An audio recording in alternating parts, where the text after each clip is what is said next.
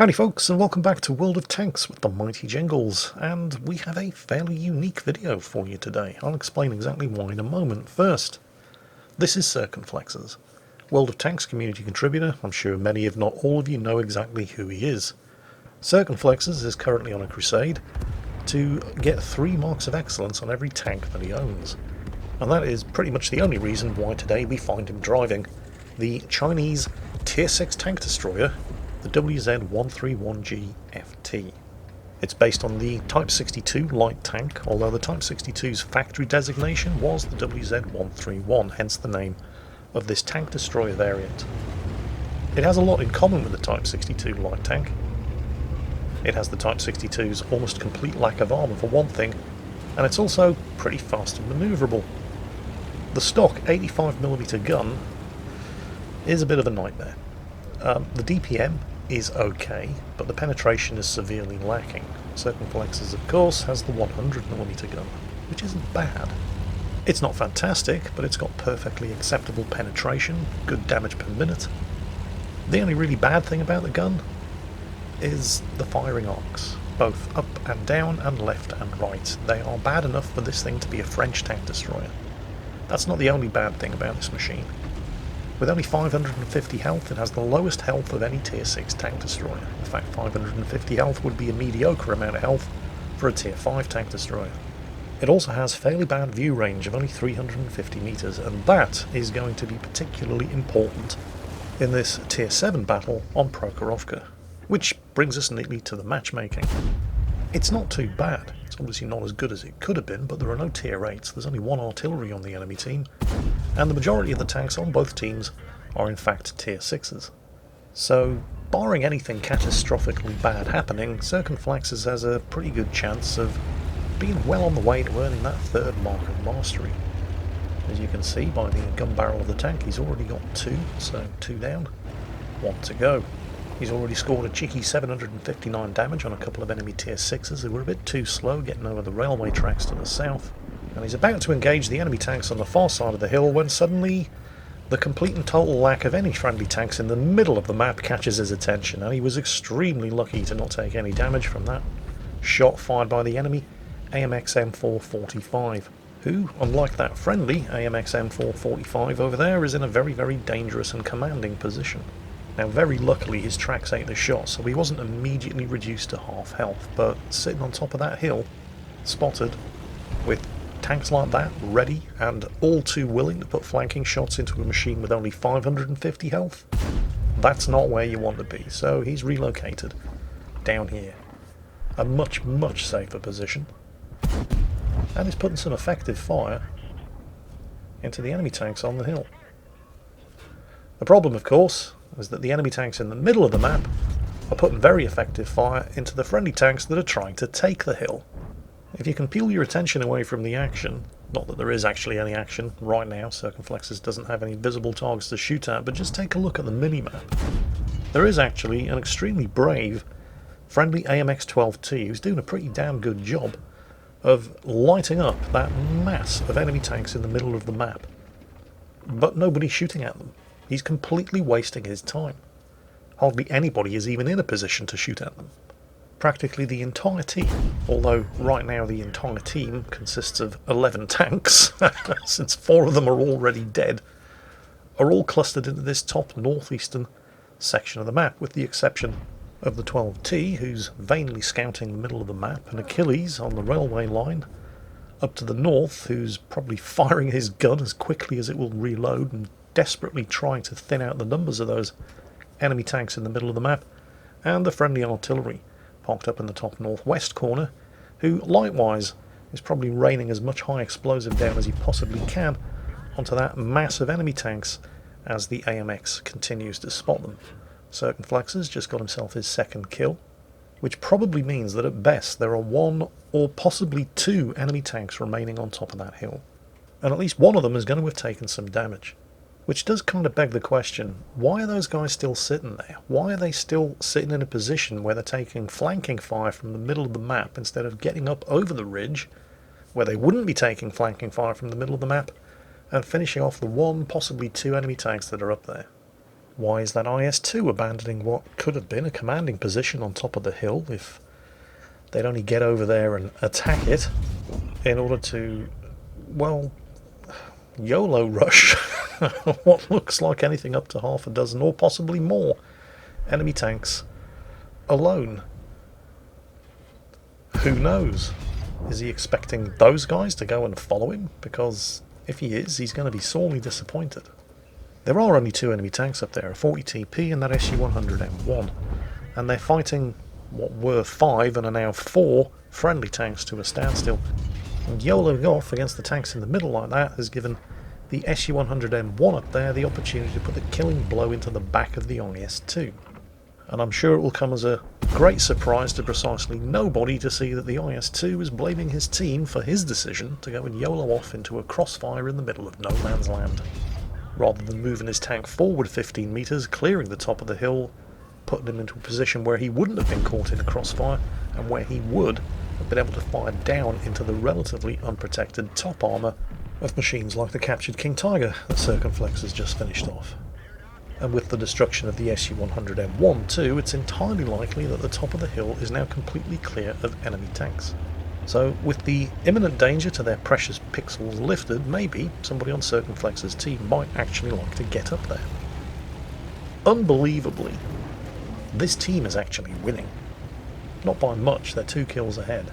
But based on this team's performance so far, those 9 kills are about 5 more than they deserve. So while the rest of his team are taking their brave pills and getting onto the top of the hill now that it's finally been cleared of enemy tanks for them, Circonflexes is trying to get himself into a position where he can potentially kill the enemy artillery and also, from a position of cover and concealment, get some shots into the remaining enemy tanks in the middle of the map and keep this kill advantage for his team going. What he's actually trying to do here is proximity detect the enemy artillery, whom he suspects is going to be hiding in some of these bushes. And that's when some targets pop up. Once again, spotted by the AMX-12T, who has been doing a fantastic scouting job so far. Probably for very little reward, since hardly anybody has been shooting at the targets that he's been spotting. Circonflexes spotted himself. Yep, moved away in plenty of time to avoid taking any return fire. You absolutely, given the criminally low health pool of this machine, do not want to take a hit if you can possibly avoid it.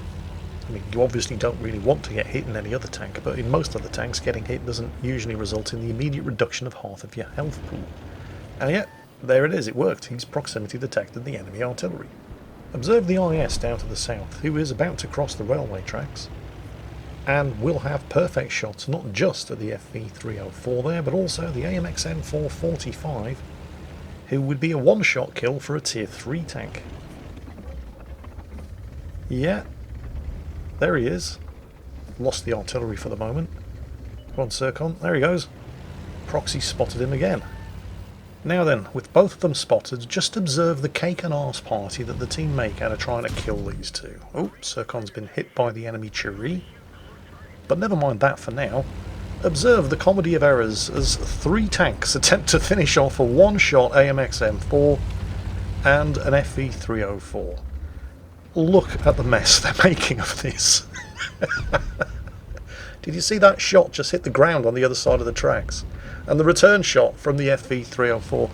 That IS, yeah, the IS with no health left, has, for the best part of a minute now, been shooting at that FV304. Hasn't hit him once, and the FV304 has shotgunned him at least twice. I have... Remember, this is the team that's winning.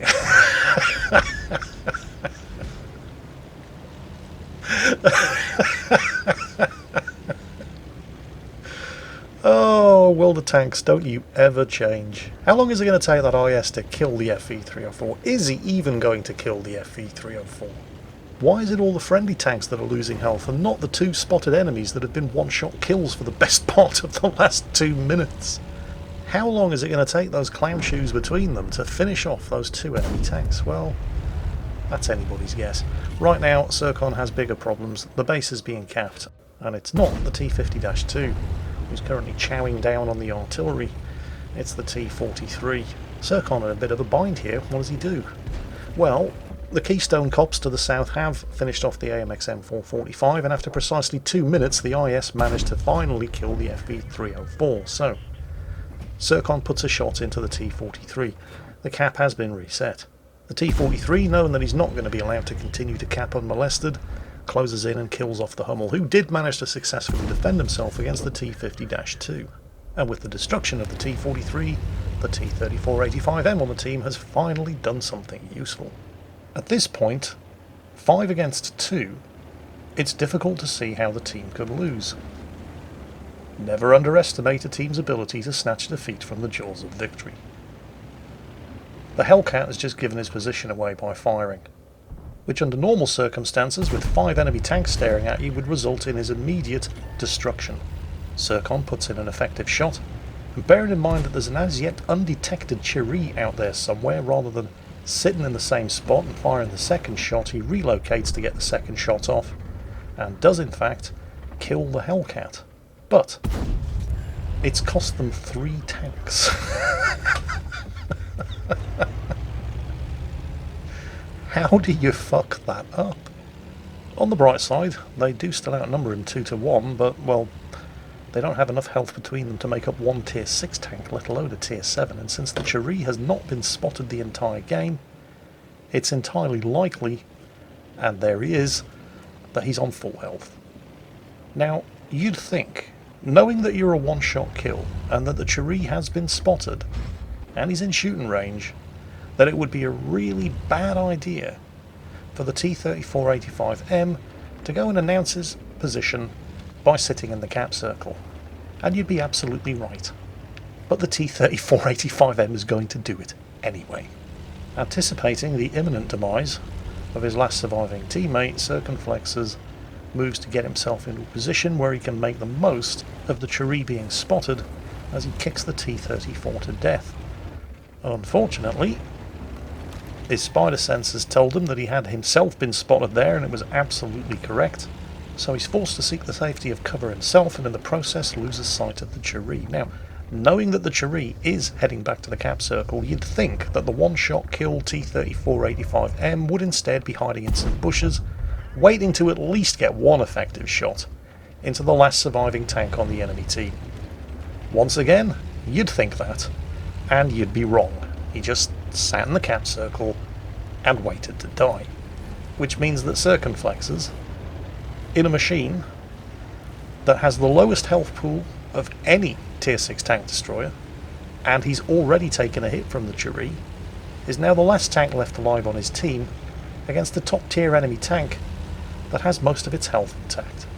Now, when we last saw the Cherie, he was on 1018 health, and Circon's gun was 250 average damage, which the more mathematically minded amongst you have already figured out that unless he gets lucky, he's going to have to hit that guy 5 times to kill him and win this match.